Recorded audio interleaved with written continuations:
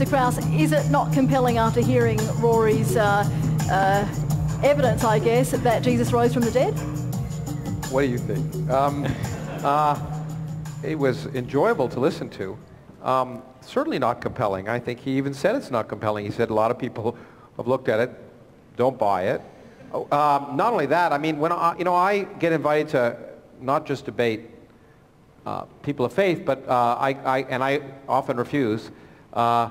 But I also get invited to debate alien abduction experts, and someone could get up and say, you know what? Every alien abduction expert who studied this thinks that aliens have abducted people, but that doesn't mean anything. Okay, so people who are looking for something inevitably will find it. The key point, this claimed evidence, of course, which you said was right after the fact. Of course, as you know, wasn't right after the fact. At best, it's 5 years. If you'd found the bloody glove and with O.J. Simpson 5 years later, the point is that's 5 years, but many of the stuff is 30 or 40 or 50 years. So you cannot say there's evidence that something happened 5 years after the fact because someone tells you the tomb was empty.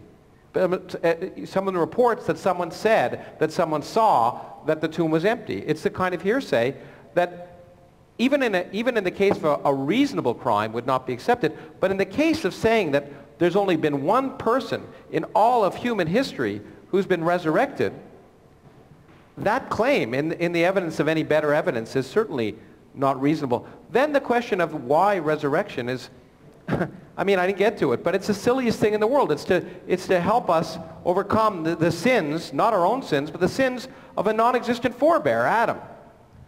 And if God is really, and by the way, when you say, you know, Jesus is in the world just like all the other gods are in the world, there's no real difference, right? But if Jesus is God also, as well as being Jesus, then God sacrificed himself for himself to save us from himself, which seems not reasonable. Okay. Anyway. I think that there is a difference in that the dying and rising gods that are associated with the fertility cults and the seasons and so on, the distinction I'm making there is that they happen in a time, in a dream time, to use an Australian expression, where empiricism isn't invited. And I think if you said to someone about the dying and rising gods, or when did it happen, and who was in charge at the time, and so on, they'd say you've misunderstood the genre of the thing that we're talking about. Whereas the claim of Jesus is the claim that a man is raised in history, and perhaps foolishly, the early Christians say, "Bring it on." So Paul writes Corinthians in the 60s with using a creed that dates back, probably the one you're alluding to, maybe within 5 years of the death and alleged resurrection of Jesus, and he says in the creed, 1 Corinthians chapter 15. Jesus, died, was buried, was raised to life, and appeared to many witnesses. Some of whom are dead, but most of whom are still alive, which is a strange little first century invitation to test the evidence and to say that these guys are still alive, aka feel free to go and test them. It's just I think it is interesting, but there's two things. One is it's not exactly an age of empiricism.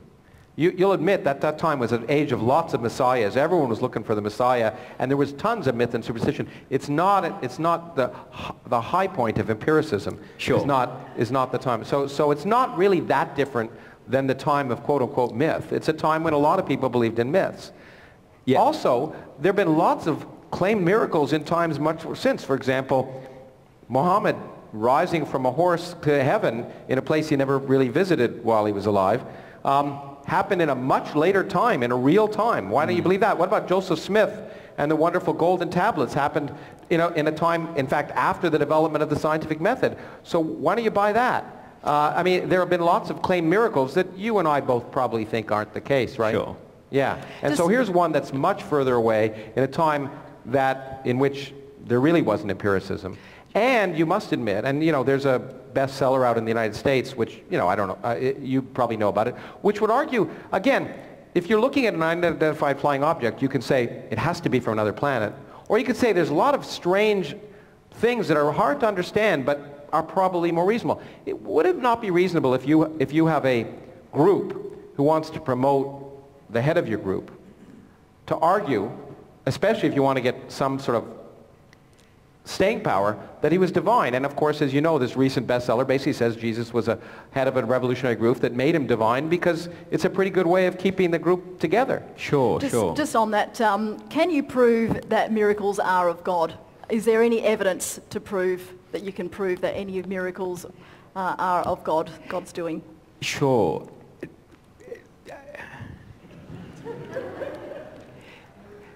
This sounds evasive. But I mean, miracles need some parsing out. So there are miracles where someone is standing in a certain place at a certain time and a certain amount of things in which no law we know of is contravened, but the person is in the right place at the right time and can get across the thing because the tides move back or whatever. So not all miracles are claiming that there's an intervention in the laws of physics or whatever. No, I missed that one. You got to parse it more clearly for me. So you're at a place and time, doesn't contravene any laws of physics. Why is it a miracle? And not a fortuitous accident? Sure. Well, because there'll be a person that understands that to be that I was here at this time, I prayed to God, and a circumstance changed without any law of nature being contravened, but it allowed for a thing that I asked for to happen. Oh, okay. What if you didn't pray to God and it happened, or what if you prayed to God and it didn't happen? So you buy it when it happens, but when he ignores you, it's okay. Sure. Yeah. So I'm not putting it out as a particularly compelling case. Yeah.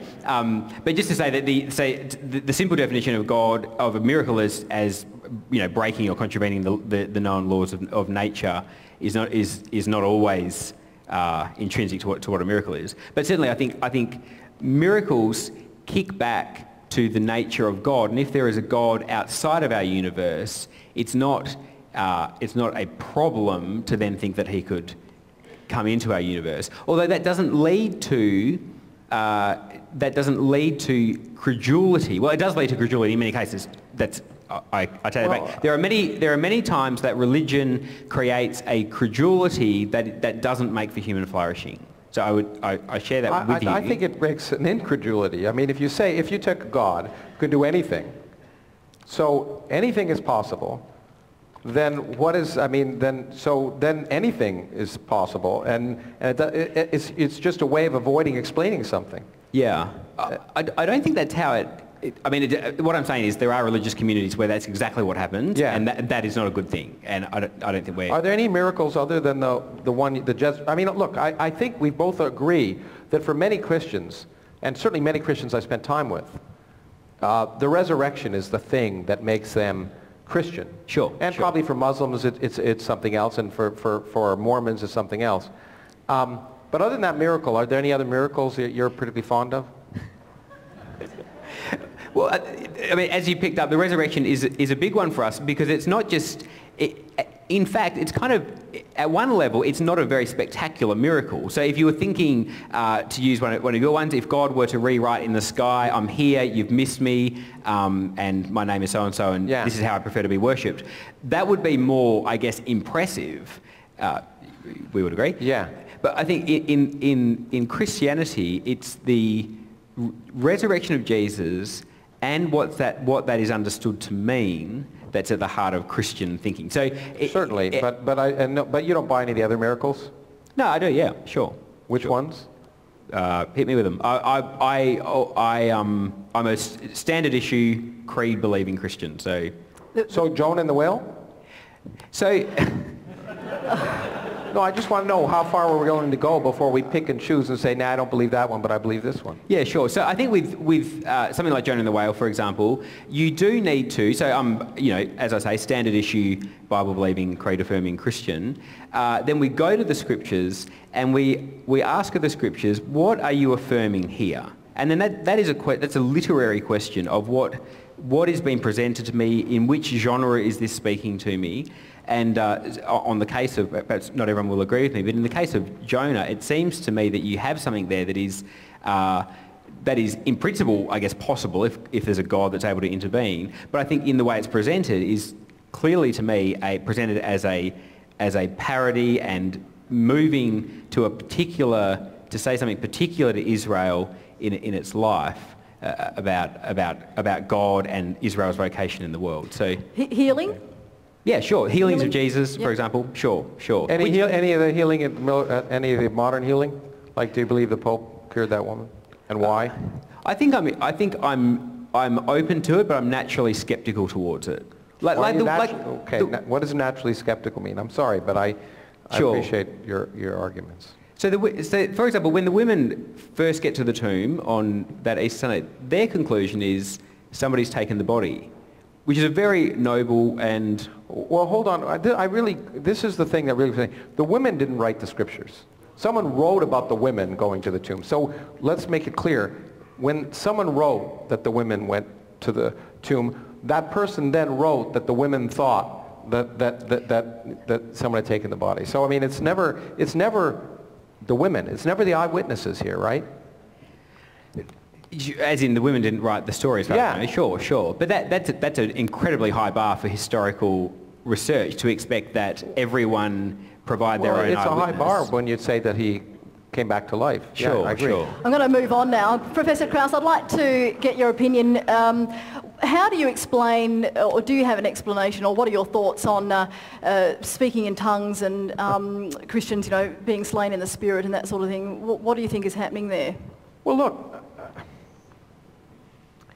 First of all, let me say I'm not an evolutionary psychologist. I'm not a psychologist. So my opinion is an opinion based on reason and what's likely.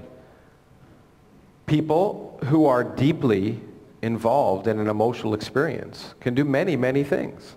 And if they're told, in particular, I don't know if you ever watched that movie about the child abuse done Jesus camp. I don't know if you ever saw it. Sure. These kids are taught how to how to speak in tongues because it's a way to get closer to God. If you abuse children that way, and I do believe it's abuse, by telling them that they need to speak in tongues to speak to God, it's not too surprising that they're going to start speaking in tongues to speak to God.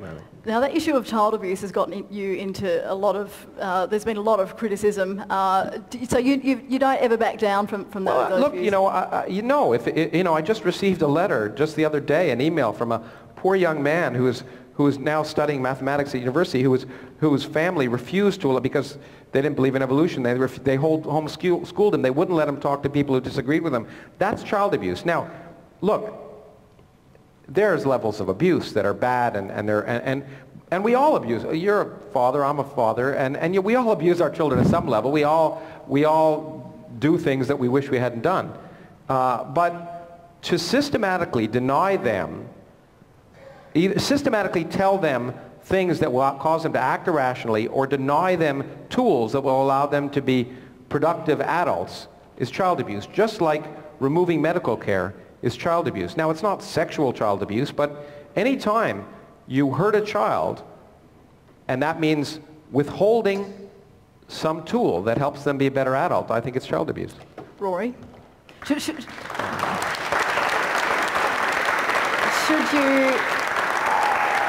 Should you be open-minded with children, teach them everything, not just creation? Sure.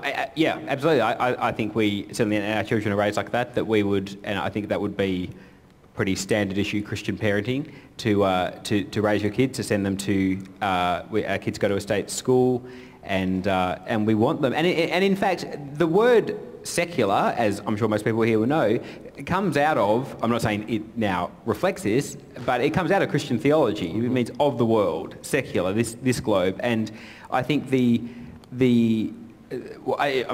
be interested in your thought on this, but it does seem to me that it's not too big a bow to bend, or I've got the metaphor mixed up there, but it's not too big a stretch to think that science did arise in Christian, modern science arose in a Christian culture. And I think in the West, yeah. In the West, yep.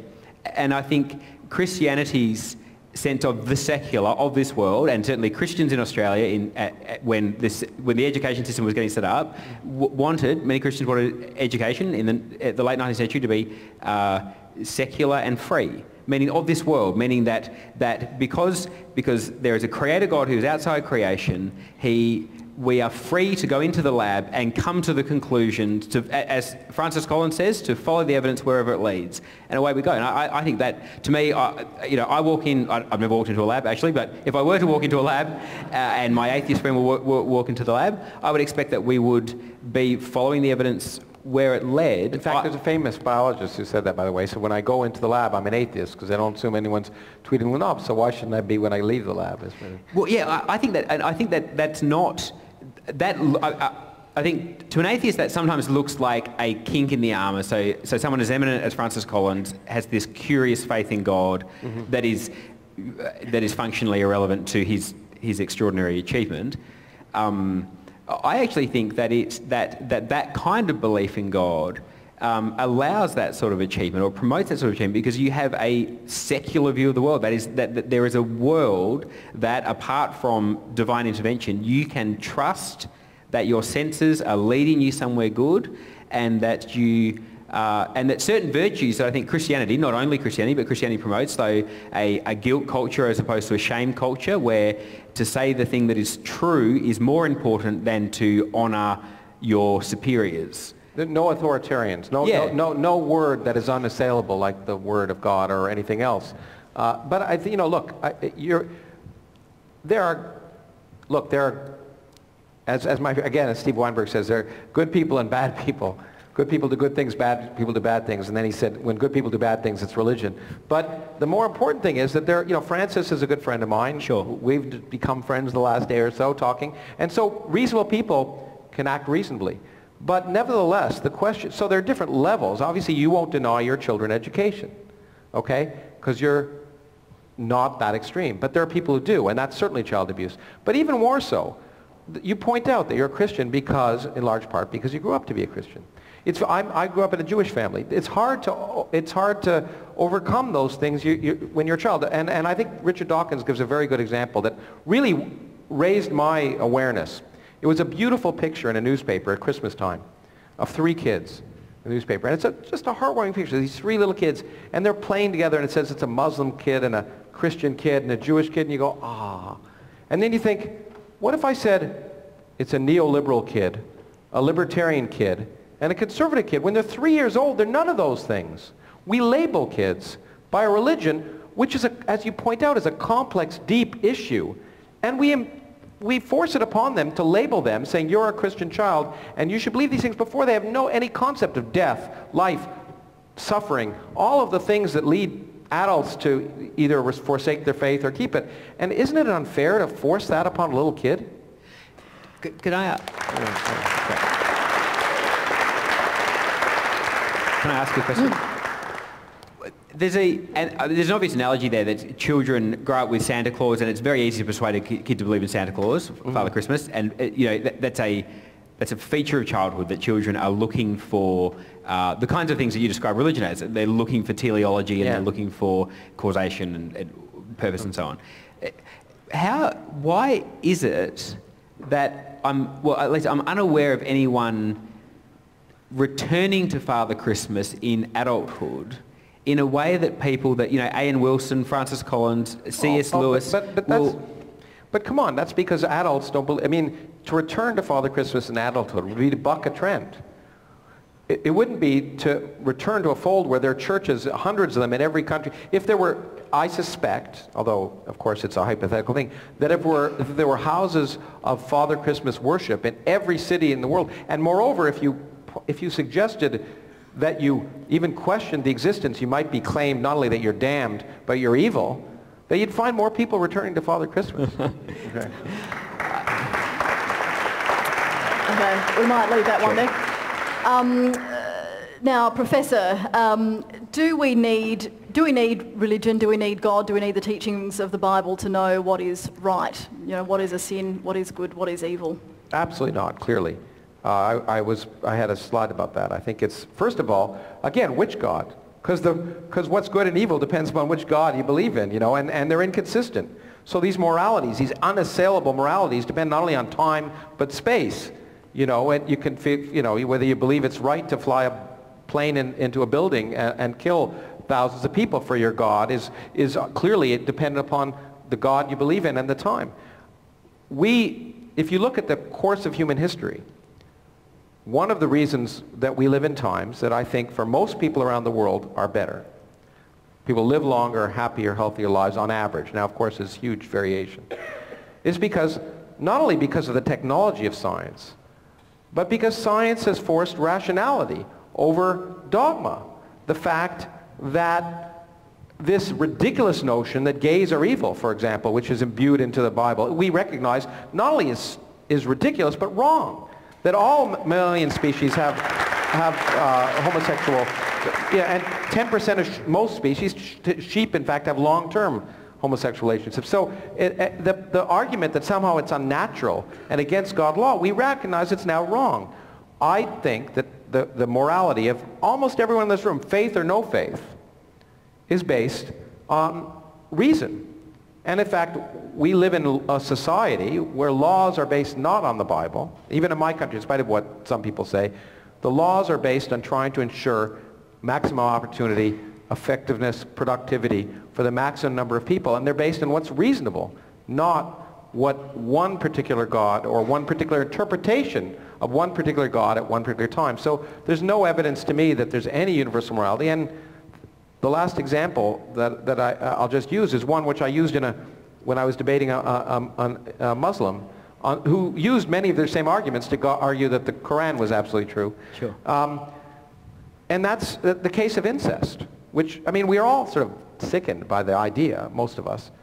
And there are good reasons. It's biologically built in. There are biological taboos, genetic ones, because if you have offspring due to incest, there are genetic problems, and therefore there are biological taboos which become societal taboos. But if you had to ask the question, and this may offend some people in the audience, but I'm going to say it anyway, that if you had to ask me, if an adult brother and sister, adults, both of them, decided for whatever reason they were in love with one another and wanted to have sex, protected so there'd be no offspring, is that morally reprehensible? I can't say no.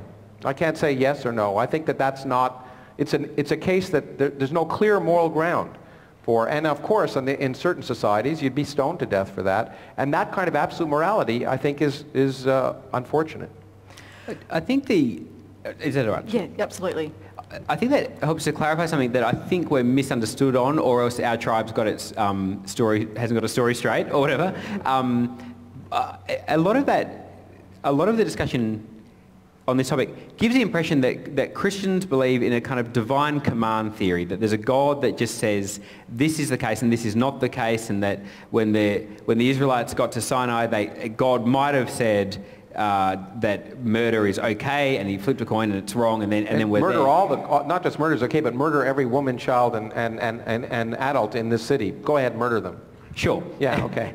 And that stealing's wrong or whatever. That people were morally unshaped, and then we got a command from heaven, and now we're morally shaped. I don't think that is the Christian claim. I think Christians are claiming that morality is grounded not in a kind of divine command theory that's imposed on the creation, but in the character of God and in the created order, which again I think is... I struggle a bit, because of Hume, ironically enough, with the is to ought manoeuvre. Like I find it hard to see how you can move that elegantly from something is the case, therefore it ought to be the case.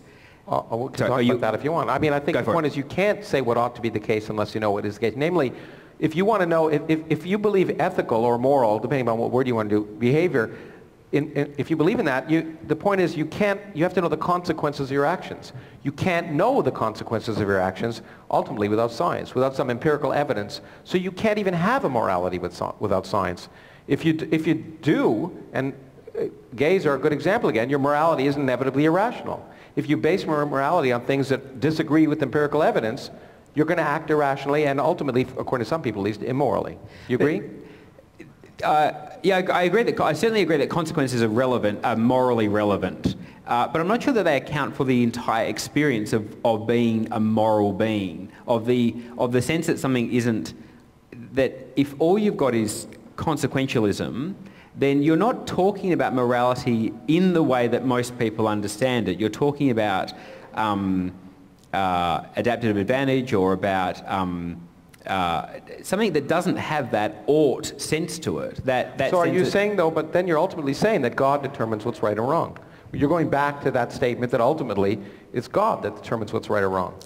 In the sense, I think that God provides a powerful account of why we experience some things to be wrong, and we do that weird logical thing that Kant points out, that we go from this thing is wrong, therefore you ought not to do it, which is an interesting instance of logic, because it's strangely shaped. This is wrong and you ought not to do it. So, but again, which God and when? I mean, surely you throw out lots of those oughts. Stone your children if they disobey you. I mean, you throw out the, maybe you were talking to me about last night, we often feel like we want to. Sure. But that doesn't need to be on West TV. Okay, we're going to leave that there. We've got plenty of questions from the audience. This is really exciting because there was so many pieces of paper flying in the audience.